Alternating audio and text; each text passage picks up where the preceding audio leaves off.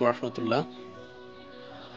আমরা প্রতিনিয়ত কোটি কোটি টাকা, হাজার লক্ষ টাকা খরচ করে দেশ বিদেশের নানা জায়গা, নানা স্থান ভ্রমণের জন্য আমরা ছুটে বেড়াই। আসলে এটি একটি সুন্নাত। আমাদের ঘরের পাশেই যে ধানের শীষের উপর শিশির বিন্দু পড়ে যে অপরূপ সৌন্দর্য প্রতিফলিত হয়েছে, আসলে আমরা তা কখনো অবলোকন করি না।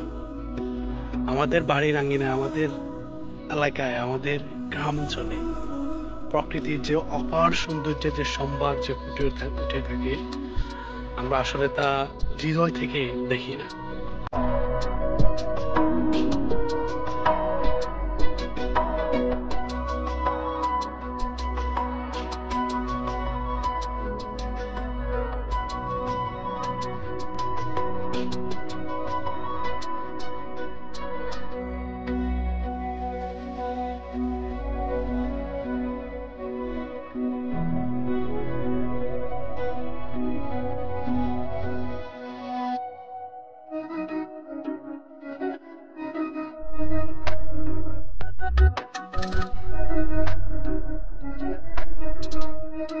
আমরা পৃথিবীতে যেখানেই ঘুরতে যাই কিনা কেন, যে স্থানে যাই না কেন, আমাদের আশেপাশে, আমাদের আঙিনায় প্রকৃতির যে অপার সৌন্দর্য প্রতিফলিত হয়ে আছে, আমাদের সর্বপ্রথম তা দেখা উচিত।